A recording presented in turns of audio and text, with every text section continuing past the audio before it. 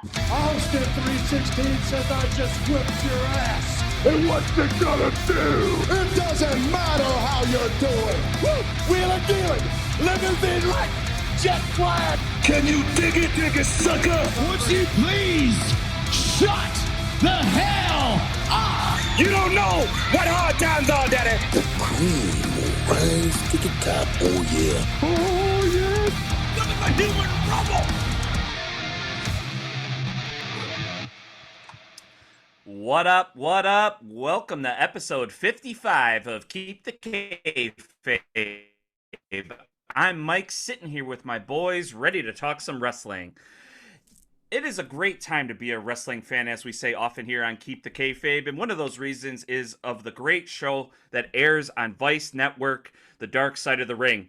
Earlier this year, we saw the first half. They took a little break, and now in a week's time, they will be airing part 2 of Dark Side of the Ring. And we're going to preview those episodes, but also we're going to go back and talk about some of the finer points that Season 3, Part 1 brought to us. But before we do that, we're going to get acclimated with the boys real quick here.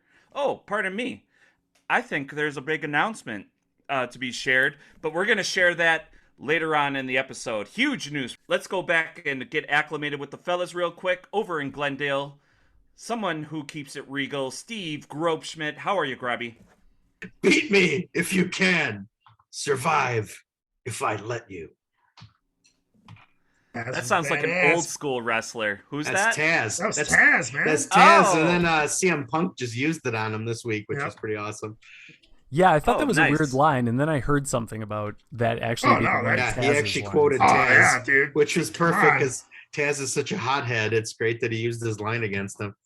Oh yeah, that's totally, dude. He was badass when he go back and look at some of those promos. It was badass, dude. He was really good. Taz was I, in ECW. I legit thought he. Yeah. Yeah. Oh fuck yeah, dude. He was insane, dude. He was like he was one. Oh, dude. He was one of He those was guys. scary. Yeah. Like you thought he'd beat your ass, dude. He was. He was really good, dude. He was. It's funny Yeah. nowadays if you've It's known him. totally If it's you've known him crazy. from the last 5-6 years as like an announcer and a radio guy on that, you Yeah, think he's yeah. like this curmudgeon with a grin, like it's like but he was like intense and like He you know, lived. like- he lived like- that gimmick. yeah.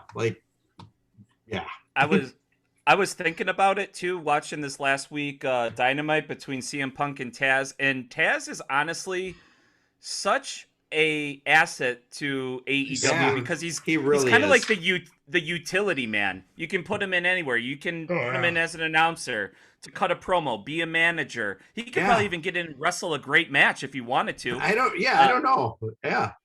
But He no, could- you're I absolutely mean, right.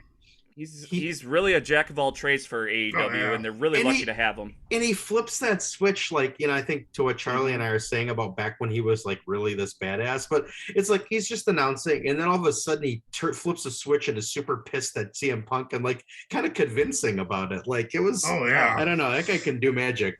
And I think he legit was like he was trained. I don't say he wasn't an MMA fighter, but he was trained in jiu-jitsu and stuff. So Oh, he yeah. knew all kind of holes, and he was the first dude doing all those fucking crazy suplexes to people, dude. Yeah. He's like you said, he's just so smooth on the mic too because he was one of the first guys that was doing weekly podcasts before like Yep. Jam and all those guys.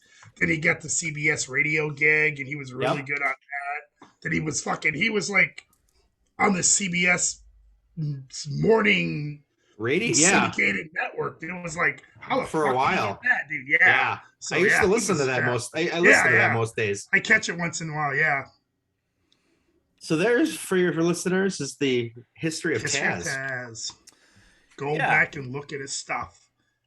I'm fine with stroking him off for a little while because Oh, he yeah. deserves it. But He does. Yeah, let's get it back on track here. Let's go down to Bayview. Talk to somebody who keeps it freshly squeezed. Matt Michelson. What up, Matt?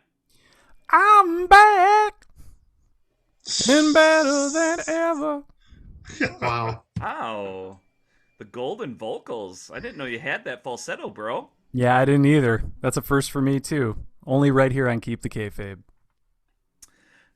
So who was that? I'm asking for a friend and our listeners out there.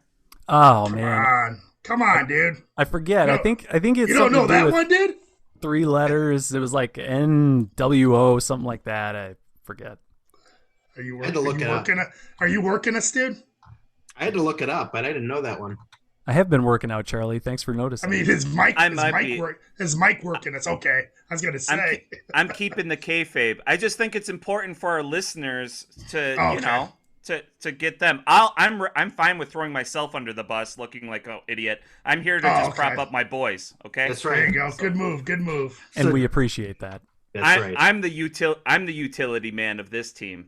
You're the you can call Taz me of our Taz. podcast. You're Yeah. a setup guy. You're Exactly. a setup guy. I'm fine with putting you guys over. Nice. All right. Let's talk to my guy, Mr. ECW. Oh my God! It's Charlie Michael. That's great, Mr. ECW. I love the ECW, dude. You don't even know. Oh, I know. My name is Enzo Amore, and I'm a certified G and a bona fide stud. And you can't teach that. And this right here is Big Cass. He's 7 foot tall, and you can't teach that. That's it. On a That's all I boom, got. realest guys in the room. How you doing? Yep. How you doing? That was wonderful. That was garbage. Absolutely but was. It's the That best was I could good. come up with. It was garbage. God, No, it's it's just good. that never gets old. Like I You- really I feel bad about how things ended with Enzo and just that Yeah, whole he had situation. the mouth. Well, he's doing good. They're landing He's on their working feet. independence. Yeah. He's working independent dates. He's making money, man. I follow him on Instagram. So, Big Cass has rebounded. yep. Yeah, Cass is doing great too, and Impact. Yep.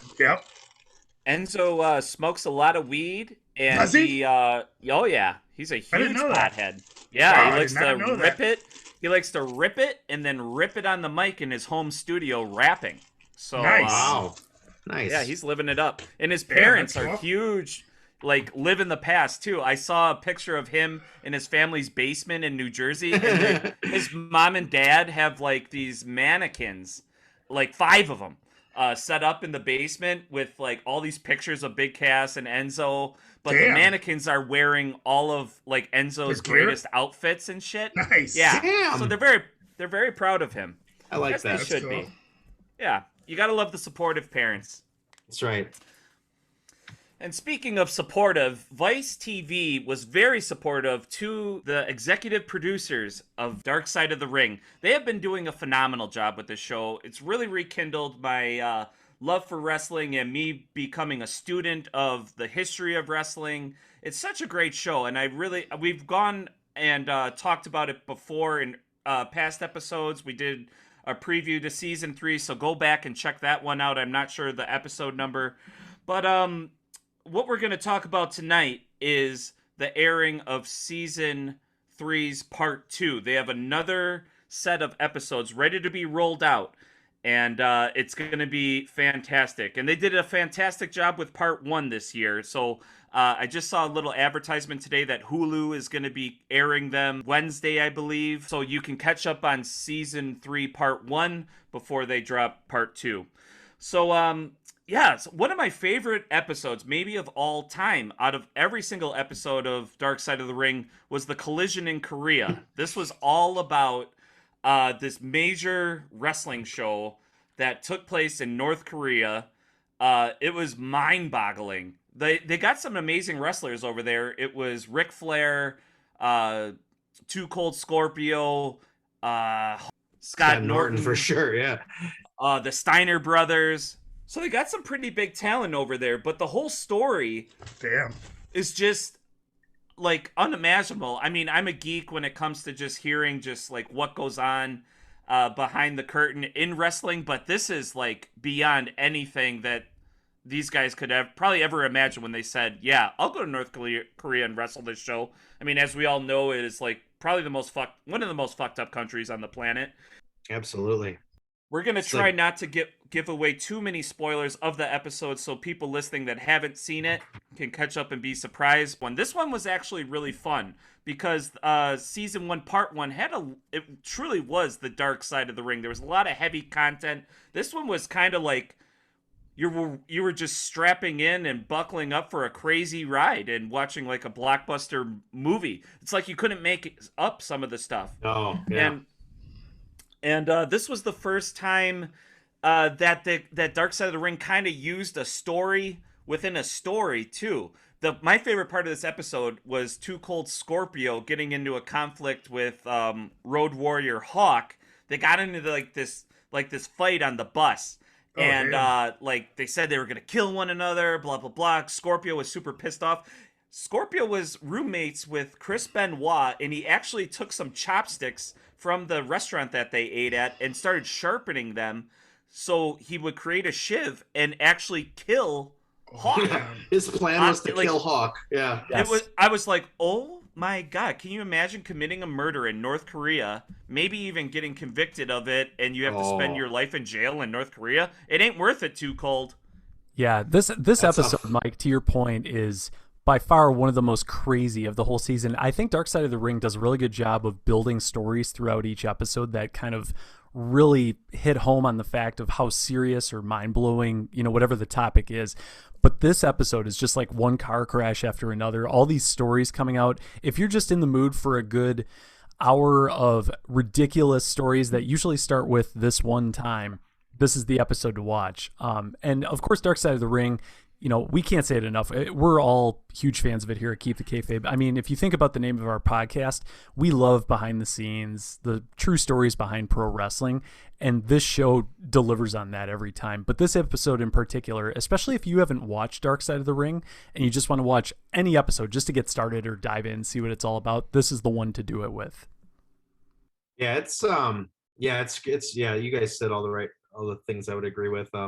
I think I mentioned back when we first talked about this season that I had heard snippets of this trip through Bischoff's podcast and stuff. And it's just, it's like, without going into the details, like you said, in case people haven't seen it, but I just, I think it's one of those things you can tell people, but it's hard to relate to, is that this is what like indoctrination is. And it's like when you have generation after generation feeding a society information like US evil, like those guys were over there. They were like, people were terrified of just looking at them because they were like almost like devils or something. And it's just, like we pride ourselves in being this open and free society and all that, but it's like, man, and it's just, you can't even go for a run, like Bischoff couldn't even go for a run in the morning without like almost getting in serious ass trouble. And I think it's the magic of Antonio Inoki that even happened, because he was respected enough to make that happen. I think if he wasn't part of that, that would have A, never happened, and B, those dudes probably never would have come home. Right. Yeah, it was quite the accomplishment. Eric Bischoff is one of the dudes that pulled it off, and you really have to admire his entrepreneurial genius to pull something like this off. That had never been done. They said those guys were the first Americans on North Korean soil that didn't get shot down or arrested or something. So it was something. And I mean, 200,000 people were attending this 2-night wrestling event against their will. They were forced to be there to watch. That was mandatory attendance. Yeah. Right. But I mean, Matt, you said it. It is the perfect one to get your feet wet into season 3, part 1. It'll really get you motivated to continue on and see some of these other episodes. So that one was pretty fun. But part 1, like I said, really dealt with some really crazy shit. I mean, we talked a little bit about Brian Pillman. We talked a little bit about it during our preview show. But topically, AEW just took place back in Cincinnati, where Brian Pillman was from. And the lady Linda, who was like the saving grace in this whole family, was honored at ringside, particularly by CM Punk, pointed out, and she got a standing O, and rightfully so. And when you guys go back and watch this episode, you'll know why. She literally was a saint and nurtured the children of Brian Pillman so they could have somewhat of a normal life, because it was pretty hectic. Yeah, this episode really got me up to speed on Brian Pillman because, as we've talked about before on this podcast, I historically am not a big WCW guy, and that's where Brian Pillman spent a lot of his career building this loose cannon character. And I was completely oblivious to this before watching Dark Side of the Ring. So to me, this was really eye-opening, not just, in terms of who he was as a person and sort of his downfall and, how that affected his family, but just the gimmick and why it was so new and earth-shattering in the world of pro wrestling. This guy was one of the first guys to truly not really give away if he was keeping it kayfabe or not. Right.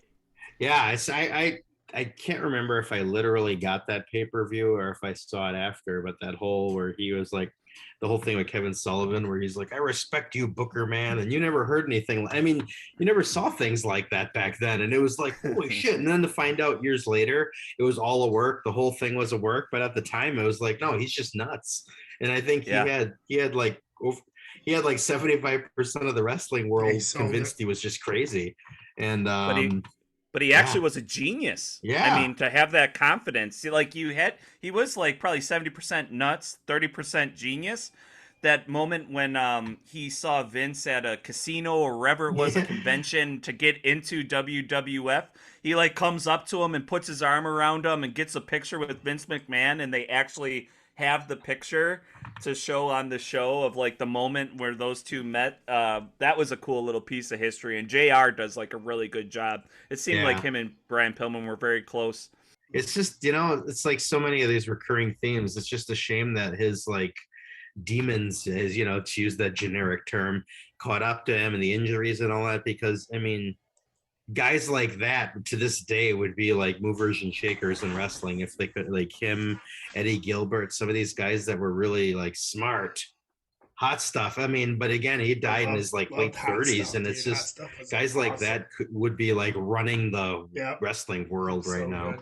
And speaking of recurring themes, there really was a recurring theme in part 1 of Dark Side of the Ring. It had a lot to do with just childhood, insecurities, mental torment from their parents, just rough upbringings that really tormented a lot of these men that had affected their lives. And they tried to fix it or compensate it in the wrestling world to become somewhat of like a superhero or supernatural. And there was no better episode that displayed this than The Ultimate Warrior, the episode about Jim Hellwig.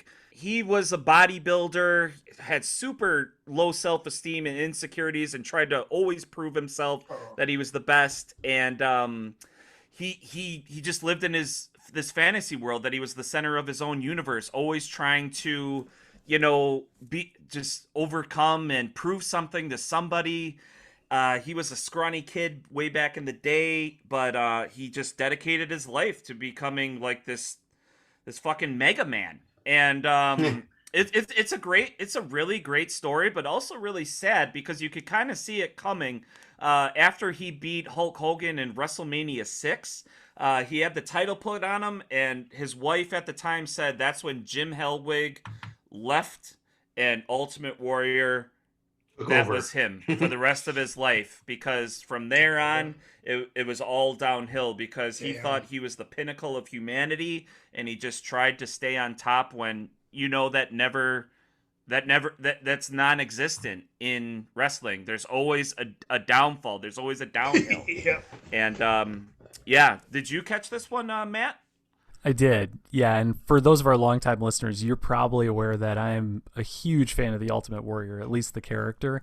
So for me, watching this episode was pretty eye-opening. I didn't really know how to feel at the end of it. I mean, I know how I felt about it. I think as a person, this episode did a really good job of showing who Jim Hellwig truly was. At the same time, I think there's a lot of things in pro wrestling that, ignorance is bliss is one thing I like to say when it comes to pro wrestling. And one of the things we do as part of this podcast is shed light on what really goes on behind the scenes. But trust me, there's a lot of things I wish we hadn't uncovered through the course of this podcast, because there is a lot of enjoyment that can be had in pro wrestling and not knowing what these people are actually like and just taking the characters at face value. So I think this episode was a prime example of that. Yeah, I actually give them kudos, because I remember when I was watching it, it was like, because they can't use WWE footage really. So they really had to kind of dance around that, but they still told a really good story without being able to show a lot of the bulk of his work because WWE owns all of it. Yeah, Right. but I think I knew a lot of the shitty things about him, which is why for a long time now I couldn't stand him. But some of it I didn't realize the magnitude. And like his ex-wife came off as like pretty credible, I thought, and like a pretty, she seemed to still feel bad about the whole thing. But it's just, Mm-hmm. yeah, that guy is just, I don't know, just kind of went crazy and like, Right. I don't know. I mean, I don't know if he ever changed. I just, I knew this stuff about like when he was going around like doing like his motivational speaking at colleges, and it was like, like anti-gay stuff and all that. And it's just, you see, it's just, I don't know, to sum up, I think what people like Jim Ross and that have said, he just seemed like he turned into kind of a piece of shit. Mm-hmm. Yeah. Yeah, I do have an Ultimate Warrior T-shirt, but then when he got into that ultra right-wing conservative, anti-gay stuff, I was like, I don't know if I can wear this one out as much. Yeah. Yeah. I don't know if I want to roll like this. I don't know if I want to be backing this up. Unless you're in Texas. We love all of our fans who listen in Texas. Shout out to the great state of Texas, friend of the channel. All right. Well, speaking of ultra pieces of shit, this was the first time that Dark Side of the Ring actually really did cover somebody who is maybe a bigger lowlife scumbag than most serial killers, convicted criminals, just an awful piece of humanity, if you can call him that. It's the story of Grizzly Smith. No. And his family, and it wasn't just about Grizzly Smith. It was about the whole family that was Jake the Snake Roberts, Rockin' Robin, and then Sam Houston. They were all related, but nobody knew that at the time. They were all phenomenal wrestlers, all legends in their own right. But Grizzly Smith, I mean, this one was probably the hardest one to watch. I mean, I agree. even rewatched it back today, and it was just unbelievable. Basically what the guy did, he basically manipulated his own family and just tormented them mentally than most, than any human should ever have to go through. It's not fair. I mean, the dude literally ruined lives. I was gonna say, like the daughter that he killed, or had killed, or some implication of that. Yeah, so there was they don't go they can't figure out exactly what happened, but there's Yeah. a lot of people that are speculating what happened. He basically had his own daughter kidnapped, and they say that they're pretty sure that it was Grizzly Smith, and they never found her. And I mean, the family has to deal with that. Yeah. You can almost see Jake the Snake Roberts. This was the first time I saw Jake the Snake Roberts, a guy who is known for his psychology in the ring, basically bring out these repressed feelings from his childhood. He referred to himself in the third person. His real name is Aurelian. And he's like, Aurelian died at 13. I had to put him away. Mm. Aurelian has never seen the light of day since 13. Just like really deep shit, man. And Jake was sexually abused. Grizzly Smith's girlfriend basically was set up to violate him as a young man in his adolescence, while Grizzly Smith in the other room was with his own daughters and other Ugh. young women. I mean, it's just God. it makes you sick, to be quite frank. So folks, get your mind right. This is a very amazing episode because there is a silver lining at the end. They do encourage people, anybody that's going through this type of trauma or any type of mental abuse, physical abuse, sexual abuse, to talk to somebody, get out of there, and don't be ashamed to get help. So that was one thing that came out of such a crazy episode. But I do like, as an overall, that Dark Side of the Ring takes on these very heady things, but Mhm. almost every episode ends, they try to find a high note, like the Pillman thing about how like the ant and all that. right. This one, that they kind of have gotten to I mean, I wouldn't say they're right, but Jake has gone through a big transformation. So it's like it's not like a show. That's why I try to tell people when I tell them about the show, despite the name, it's not like this sensational, trashy show. It's really like they do try to get something out of it that's like uplifting or positive, and it's really well done in that regard. Definitely. Yeah, they don't try to bash wrestling in any way. Like, they're not there to tear it down. They're actually huge wrestling fans. Yeah. But I think these stories are important. And it's kind of one of those things, if you want to know, watch. If you don't, and you know what they say, like, just never meet your idols, because you might not like what you find out, as we kind of mentioned earlier. So, Matt, did you have any remarks on this one? Not a whole lot beyond what you guys have already said. I mean, this was definitely a heavy episode, and I think you guys did a good job summing it up. I think that when I first watched this episode of all the, I think more than any other episode on season 3, part 1, I think this one does the best job of really reaching out to folks who maybe aren't even wrestling fans. And I think the Dark Side of the Ring does a really good job of that regardless, but I think this episode more than any other does it. Partly because everybody knows who Jake the Snake Roberts is. I think he's one of those personalities that transcends the world of pro wrestling. And then you have all his other family members too, who you may not know who they are necessarily, but the fact that they're all pro wrestlers who reached some level of success and all had to deal with this one overshadowing figure in their lives, and all the things Mike just mentioned, is pretty amazing. So we're not trying to put you off from watching this show, because it is pretty depressing and some of it's pretty heavy, but it is pretty interesting to see. And it really does shine a light on the world of pro wrestling, at least to some degree, in some of the darker spots of it. So definitely worth a watch, regardless of, how you may or may not feel about Mike's description of it. It sheds light because like I just think I know people that aren't really like people in my family or whatever that know of wrestling or maybe watched it in the 80s. Like somebody might just be like, oh, Jake the Snake, he was a drug addict. Yeah, but here's why. like I think it's easy to dismiss people for their drug problems, but then when it's like, yeah, this is what made this dude who he is, then you're like, oh, maybe I shouldn't be so cavalier about that. The thing with Grizzly was I had heard rumors of Grizzly, from my dad and from the old wrestlers and things you heard. I knew that he was like molesting little girls and stuff like that. I knew about that part, or I didn't know the details of that story, but I had no idea that he was molesting his daughters. Right. That's what part was like, holy shit, and like the whole him. I mean, but not to see, that's what all races say. It was a different time, but yeah, it was definitely a different time where people would let their little kids go with him and travel. It's definitely it's definitely a southern, right, not the brightest people kind of thing, because you would not do that. You would not let your young daughter go on the road with some 50-year-old dude.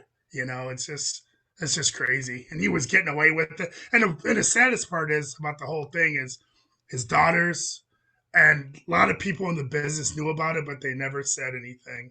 And I think that's why it's important to kind of, shed light on these things, just so shit like this doesn't happen again and people don't have to, have their lives ruined because of some piece of shit that does it. Well, despite all those depressing thoughts about Grizzly Smith, to quote Michael Cole, we're going to shift gears now and lift everyone's spirits, because it's Tuesday, and you know what that means. It's now time for Charlie's Corner. Charlie, what's going on Monday Night Raw? Well, like they said, they had a championship match. Bobby Lashley retained. Looked like the crowd was really into it. From what I could tell. And as predicted, as Big E says, predictable, he's cashing it in. And they went to commercial break. That's good shit. Oh, so, Big E, they had how long did it take him to cash it? Like, it's funny, somebody posted when CM Punk cashed in, and you see all those things, like, they're gesturing like for like it feels like minutes, and then the ref's like, are you sure, and it's like they drag it out. Like, did they do that where it's like, and then they're sitting there all ready for the bell to ring? So yeah, it's like you gotta cash it in. You cash it in before after the commercial break. Don't. Yeah, especially for the live crowd. Yeah, they're now exactly, because we were at a Raw once. The crowd's standing around waiting now. Like Big E's standing there like doing nothing. So dumb. Yep. So bad. Well, stay tuned for the fake suspense, and with that, this has been Charlie's Corner. Actually, we're probably going to be going back to that because we're going to need to find out if it was successful. Stay tuned for Charlie's Corner Part 2 later in the show. Part 2. Well, we're gonna stick with bad programming and bad wrestling. We can talk about Nick Gage's episode with Dark Side of the Ring. He gets a lot of crap for not being able to wrestle. We just saw him in AEW, but this is the first time that he got some really nationwide recognition by getting his very own episode on Dark Side of the Ring. I'm not a big hardcore fan. I think this was the episode that didn't come off the best. They didn't find that silver lining as much with this guy. Pretty much everybody that they interviewed kind of just said he is what he is. He's just kind of like a bottom feeding, person that uses people and is just there to take drugs. And I don't know if he's rounded the corner or not. I didn't go back and watch this one. I only really need to see it once. That's my opinion. But I think it's worth a watch if you're a really big wrestling sommelier. It's good. So every story doesn't end happily, which is good. And I guess he has kind of a happy ending where he's wrestling and he was on AEW and he's making money and he's got a big match coming up with Moxley. But GCW, like I was talking to my buddy Scott today, about why didn't he go to the GCW show? And, he's like, said a couple things. He goes, but the other thing with GCW shows, there's no seats. So you stand the whole match. And I'm like, yeah, I don't blame you, dude. For that crap, and they're coming out on you and they're bleeding and there's glass and there's shit everywhere in those matches. It's like, I can't take that. I mean, I don't mind a guy blading once in a while and, for the source of the match, but not when these guys are, as they say, they're doing it the hard way. They're not really blading, dude. It's just not good wrestling either. It's like, you got to be into gore. It's not like they're doing Young Bucks matches and with glass tubes. It's just guys that can take a lot of pain. We've talked in the past on this podcast about my love of hardcore matches. When I saw this episode of Dark Side of the Ring, I realized there's a whole nother world of hardcore matches out there that I wasn't familiar with. And it's a type of hardcore match that I feel is almost more like a stunt show than pro wrestling in some regard. Because, I mean, these guys are legitimately cutting each other, making each other bleed. It's like a real life fight where the outcome, or at least they know the outcome ahead of time, but they just basically go out there. And the one thing is, I think what makes pro wrestling great and why we get so excited about it is the matches typically, when they're good, do a great job of building to a strong finish, right? And if you go back and watch, Charlie had just mentioned Game Changer Wrestling GCW. If you go back and watch the match between Nick Gage and Matt Cardona from very recently, it's sort of like the match peaks halfway in, but then they just keep going with it. And you're kind of like, at this point, they're just doing blood for blood's sake. So I think Dark Side of the Ring does a good job pointing that out.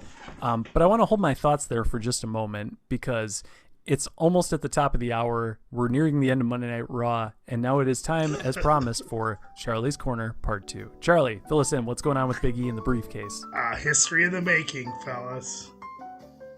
Big E won. I think this is, but it literally is history of the making.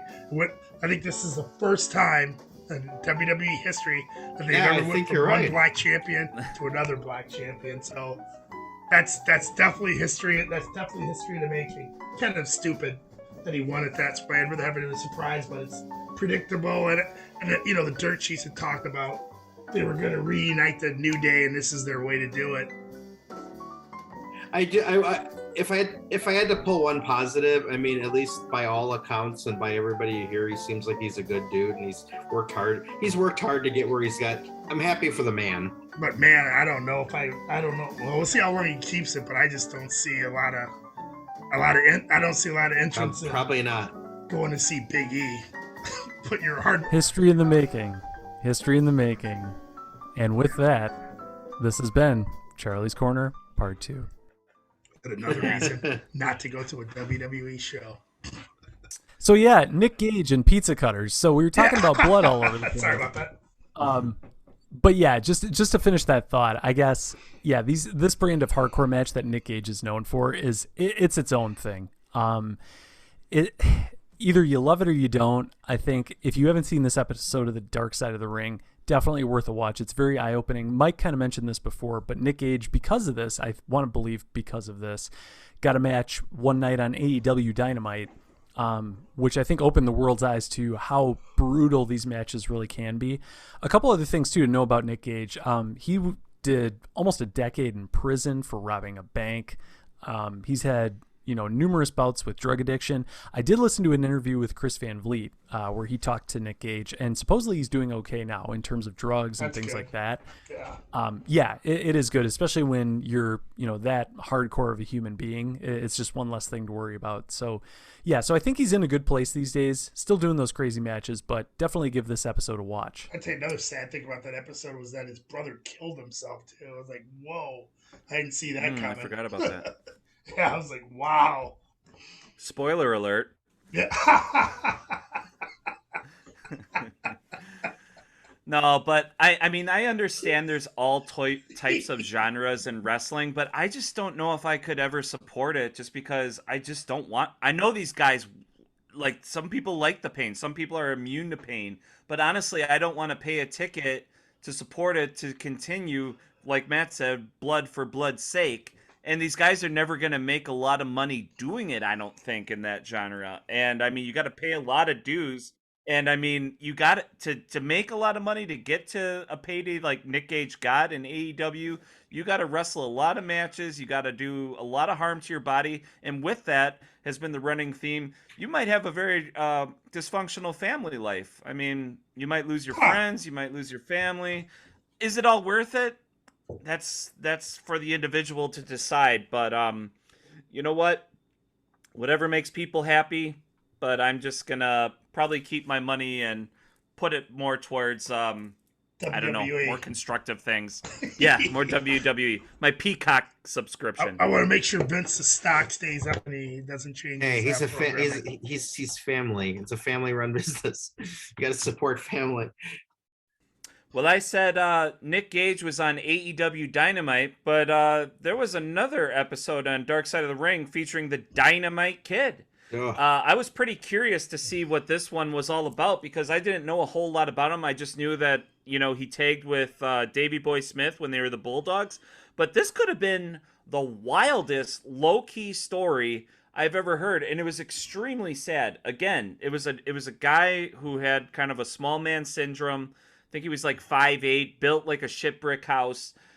He was amazing in the ring. They talked about the match that he had against Tiger Mask in New Japan, and how it was maybe one of the best matches ever wrestled. We would probably have to go back on YouTube to check it out.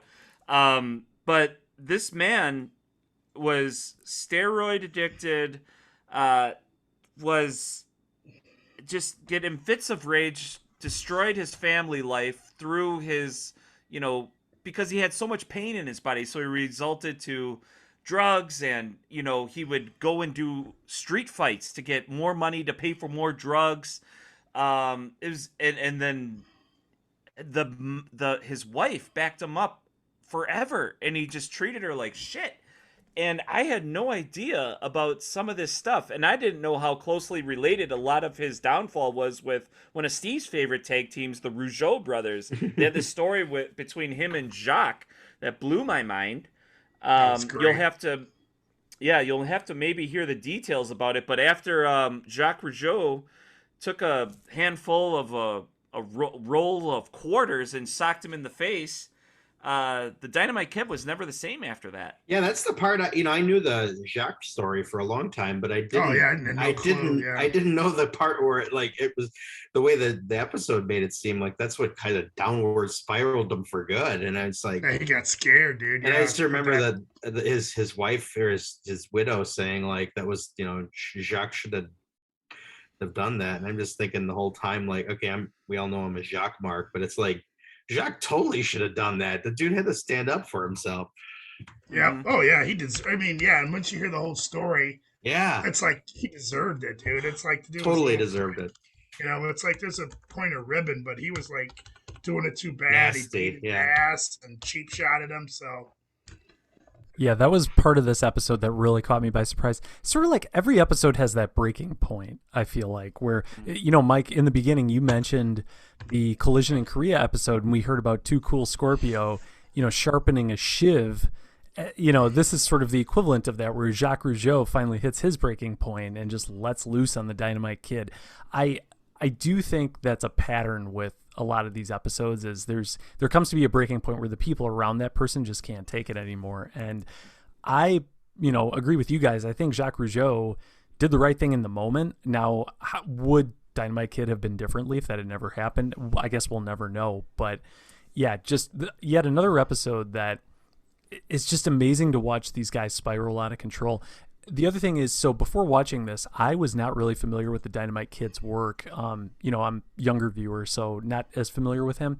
But I've gone back and watched a few of his matches. There's actually one which got a 5-star review from Dave Meltzer where he wrestles Tiger Mask, I think was the name of the other wrestler.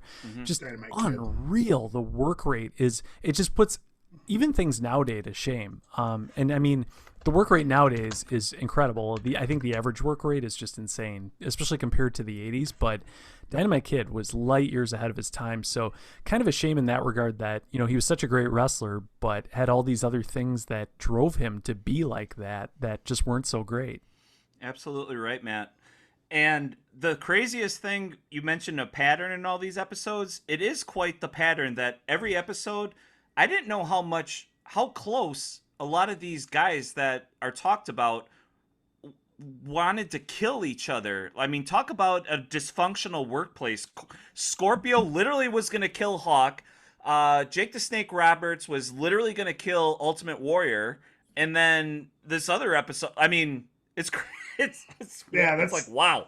Talk about the 80s, eh? Yeah. All the And wrestling 90s. up until the modern, till pretty much the modern Sure. day. I mean, those were the best stuff about wrestling, was hearing those stories and guys shooting on each other and being really pissed off at each other. I mean, that's, you knew that's the best. You knew it was fake, where, you know, but you didn't, you know, but I guess predetermined. But just all the back scene shit was just so interesting, of those guys backstabbing each other and wanting to kick each other's ass in real life, and then getting in the ring and shooting. It was just that made the business, you know. Oh yeah, and now all people are doing now is playing video games after a match. Yeah, they don't go out and party. Yeah. Before they used to try to fuck as many people as possible, get as fucked up as possible, and try to kill each other. Yeah, quite the first part of season 3 of Dark Side of the Ring. In just 2 days, they will be airing part 2. Episode 8, and buckle up, because you're going to be in for the plane ride from hell. Oh, Yeah, man. I'm I can't wait. in that one. Yeah. Hell That's yeah. going to be a great one. I think it's going to be kind of parallel to the Collision in Korea, just a crazy story of a moment in time that will never be replicated, nor can you describe, it's probably going to be way off I guess of our imaginations. I that we heard can parts of possibly that think. story, and I guess Dustin Rhodes is just a wreck on that thing, dude. Wow. Yeah. Okay. Regal, right? Wasn't William Regal a big mess on that too? I think so, yeah, because, you know, they're both recovering alcoholics as well. So That was like his low point. Yeah, and you're Shit. giving those guys free booze, it's gonna be trouble. They follow it up with another tragic story of a great talent, Chris Canyon. That's going to be airing on the 23rd. That's gonna be good. Yeah, that's gonna be probably really good. This is a guy that had a very big skeleton in his closet, not because he was 7 feet, but there wasn't a lot of homosexuality coming out during that time. I mean, it was there, but it just wasn't talked about, and I'm sure there's going to be a lot of good interviews in this one. I know there was a lot of people that were really close to him. I wouldn't be surprised if DDP, Diamond Dallas Page, would talk about it. A lot of a lot of big people. So I'm really excited to see who they actually got to interview for this one. Yep. So very excited about that, being a big WCW mark. Then we have one that I have no idea about. It's the title of it is called Blood and Wire, Oneida's FMW, which is Frontier Martial Arts Wrestling, which kind of sounds like a no holds barred form of wrestling promotion. Maybe it could be like bare knuckle actual fighting. Maybe before UFC. Yeah, I actually I was listening to the What Culture podcast a while back when season 3 first debuted, and they did their own preview of the show. And by the way, once you've listened to our preview, feel free to go check theirs out as well. It's very good. But they do talk about FMW a little bit. It sounds like one of the folks from What Culture really got into it during the pandemic. It's more of a, I want to say it's based out of Japan, and it's more of a hardcore style, kind of like you're talking about though, Mike, where it's more of a shoot style as well. So pretty interesting. I've never seen it. This, even just talking about it now, I'm like, I should go check this out, but really looking forward to that episode. Yeah, I don't know if I would settle down with that before bed, since we record kind of late at night here on Monday nights, but maybe when I'm making candles tomorrow, I'll throw something on, dip my toes into it. This is another great title for the next episode that they're going to air on October 7th, Bikers, Bombs, and Bedlam. Johnny Canine. This is the story of Ion Crow. How do you say his last name? Crow? Yeah, I don't know. I remember seeing the preview for that. I don't know what that one's about. Me neither. I don't know that wrestler at all, dude. Yeah. Sometimes that's kind of cool though for us to like not know the topic at all. Yep. Yep. Just like the Nick Gage one. Yeah, these guys really dig deep and find these stories, and I'm sure, like that's the beauty of the success of this show. When they first started on Vice, they didn't know how big of a smash success. It's really the biggest show on the network for sure, but all of cable television too, as far as the documentary series goes. So now they're probably being led. NXT, dude. Yeah, true. And it's not the longest running episodic television show in history, like Raw. Right. So now having all these other episodes, they're probably saying like, well, now you need to go talk to this person. If you thought this was crazy, talk to them. Opening up avenues. So, Totally. Yeah, exactly. And it's just going to snowball from here. So happy to see that one. And then this one, I think, is going to be very fascinating. The Many Faces of Luna Vachon. Oh, yeah. That's going to be airing October 14th, and it's going to be focusing on Luna Vachon. She was crazy. I don't know much of her story, really. So I know high points from other podcasts and stuff. It's one of those kind of like China, where it's like this person that had their demons, but so many people just talk about like what a sweet person she really was, and it's just a shame. I mean, and I think I will be disappointed. I'm expecting that. I mean, hopefully they talk to Gangrel, because that's her ex. I think they were divorced, he was married to her, but he to this day speaks just really highly of her, and her death really hit him. Like he just brought it. There must have been an anniversary or her birthday recently, because Gangrel was talking about it again. So I think that's going to be one of those where you're going to learn a lot about like just a very conflicted person. It'll be a good story. Yeah, I'd heard a lot of the same things as you, Steve. I mean, the only thing I really know about her at this point is, what I saw of her in the Attitude Era when she was on WWF television, and the fact that she was married to Gangrel for a while, who I'm a huge fan of. So by translation, got to be a fan of Luna. So curious to see what this episode's all about. Yeah, I saw a little teaser, and I guess she had schizophrenia as well. That makes I think I heard that. Yeah. Makes sense. So that could be a little wild. I know basically that's kind of my era when I really started to love wrestling back in like 94, 95, when she was the main squeeze to Bam Bam Bigelow. Yeah. She legit scared me. She and probably the first person that I saw in a thong too, before Baywatch. So. Or Lita. Oh yeah. Well, she had the whale tail. Lita did. Luna Vachon, she had those cheeks hanging out. True. What's the whale tail? The whale tail? I don't know what that is either. Oh, come on, boys. It's when the thong Mikey sticks up over the pants, so then it looks like a whale tail coming out of Oh, the water. yeah. The shape Nice, of it. yep. I got it. Yeah. Yeah, totally get it. I had to. Not to be confused with the Texas I know. tuck, which we'll unveil Yes. next week. Yeah, I was just about to say I had to tell these boys what the Texas tuck was on the way down to All Out, just not more than a few weeks ago. So Google that one on Urban Dictionary, and the definition is there. So let's move along here. We are going to second to last episode, Extreme and Obscene Rob Black's XPW. So this must be just a nutty promotion, Extreme Pro Wrestling. Have you guys ever heard of this before? No. Nope. Charlie? No. Really? Okay. So No this is clue. all going to be news to us. It says it was founded in 1999, so it's still pretty recent and in the internet era. So it's kind of crazy how low under the radar it actually flew, but we're going to find out all about it. And then the one that is going to be an awesome capper to end season 3, part 2, the finale, the steroid trials, the United States I can't wait versus to see Vince that McMahon. one. Yeah. Oh yeah. I wish this was like a 2-parter because I just want them to go take a deep dive into Vince. That's really going to be their swan song when they finally do like a whole episode on Vince McMahon. I mean, they could go on for days with that one. But this one should be really interesting because the steroid trials, that was a big thing, and kind of what shaped kind of what the WWE looks like today with all of their they just released more vocabulary that you can't say on their television programs. So, I mean, steroids was just a part of everything back then, but they do their research. They get great interviews. It's going to be great content. And if they're saving it for last, it's going to be good.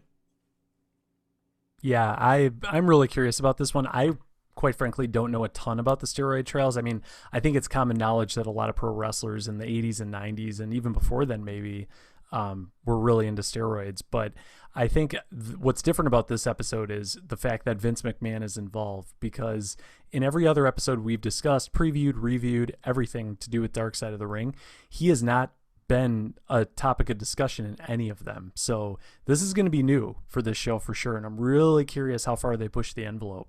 Right. Well, plus a lot of the people that they typically bring into these, like Jim Ross, Jericho, those guys don't talk shit about Vince very often either. Like None of them do. they still have this loyalty to him. So yeah, it'll be interesting to see who they go to. I mean, honestly, they could go with like a Hogan or somebody, but I don't know. Yeah, I'm makes it interested to interesting. see who they get to sit down with and interview. We'll just have to wait.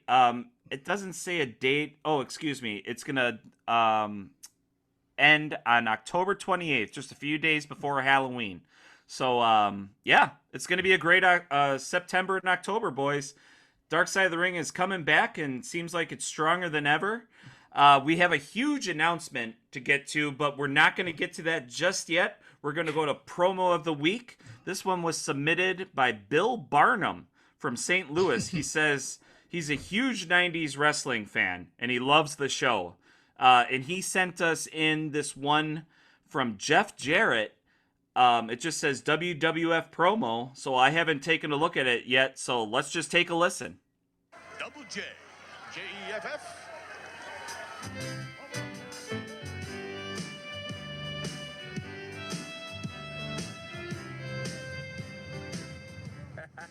Howdy, folks. Double J here again. That's J-E, double F, J-A, double R-E, double T. That's Double J, Jeff Jarrett. Got my driver here, Billy Ray Brooks. Brought me down here today in my vintage 68 Cadillac. You know, fine cars are like fine wine. They just seem to get better with age. Isn't that right, Billy Ray? Yes, sir. Oh, yes, sir.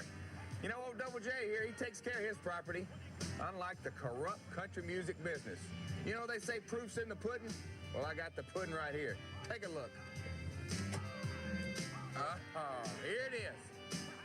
The finest example of the corrupt country music business. The Ryman Auditorium home of the Grand Ole Opry. Well, look at this place. Graffiti on the walls. This place is run down. It's in shambles. It's condemned. Well, this place is dead. Just like two of the greatest country music stars ever to play on that stage in there, right here on this stage, Conway Twitty. Why, he's dead and buried. Oh, Lord. And another guy, George Jones. He's still breathing all right, but his career's been dead for years. Oh, neither one of them guys could sing. Oh, unlike Double J here. Speaking of death, hey, Billy Ray, what's that dead boy's name in the WWF? Undertaker. Yeah, The Undertaker. This place reminds me of The Undertaker. Dead, decrepit, run down, in shambles. Undertaker boy, I'm gonna use you. And I'm gonna use the WWF. And when I get done, after it's all said and done, they're gonna rename the WWF. That's right, they're gonna rename it the Double JF. Oh, that's right. And then they're gonna come back here. That's right, look at this sign. It's not gonna say Ryman Auditorium. It's not gonna say home of the Grand Ole Opry. It's gonna say the Double J Auditorium. That's right, the home of the greatest country music singer that ever lived. That's right, Jeff Jarrett. Oh, Double J. That's Double J.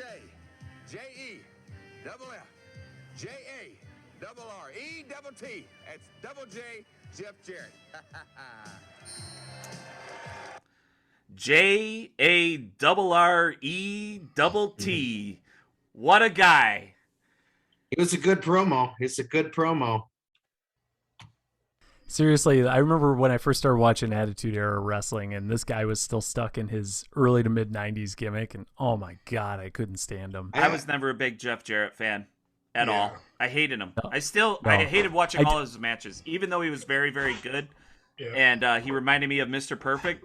Just couldn't get over with them.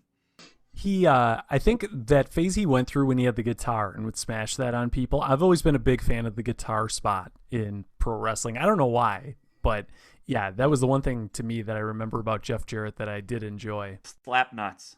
Slap nuts. That's right. Yeah. Well, he was a blonde beauty. And I guess he's got a great podcast that he does on his own too. With Conrad. It's really quite good.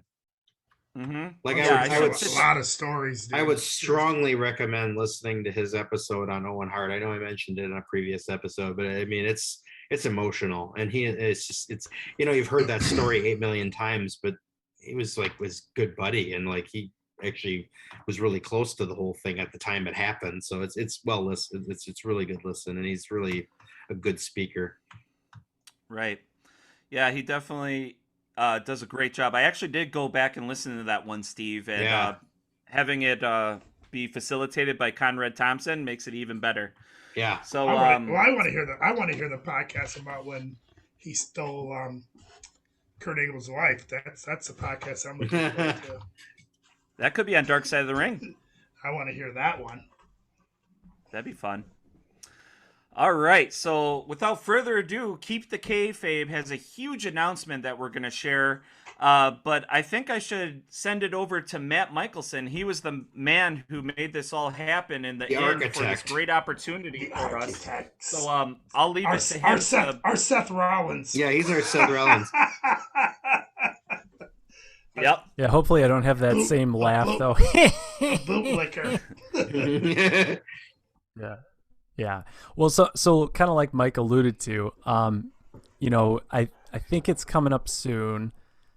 Oh, heck, who am I kidding? So yeah, we have a huge announcement. So Keep the Kayfabe will be doing our first official live podcast on Saturday, October 9th at Crusher Fest in South Milwaukee, Wisconsin. There's going to be a lot of great things going on. There's going to be live pro wrestling at 4 p.m. on Saturday. Cal Hero, my understanding, is maybe going to make an appearance. We're still waiting on confirmation for that. There's going to be great food vendors. There's going to be merchandise for sale. You can pick up a Keep the Kayfabe t-shirt if you show up in person. Check us out at our stand. You can meet the boys in person. It's going to be a good day. Yeah, we'll be signing autographs.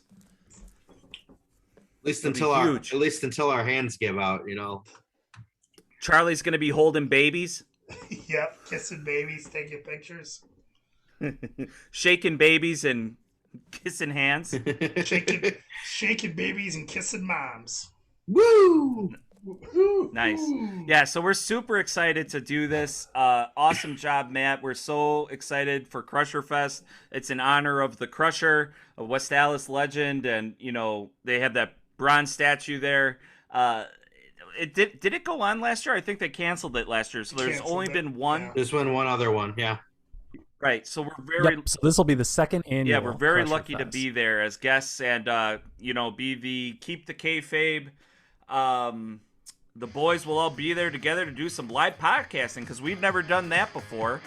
We started this during COVID and it's all over Zoom, and we're lucky enough to do it. But now we can actually sit down and snap it around a little bit here. It'll be really fun. It's going to be really exciting. Definitely have to tune in for that episode. Right, so there's going to be more developments and more guests and details.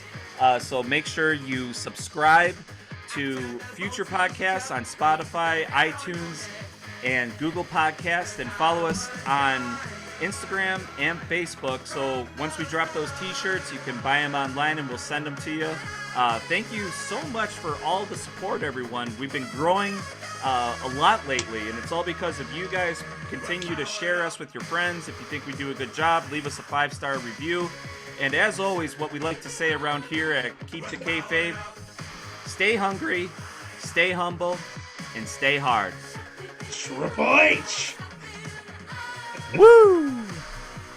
Peace.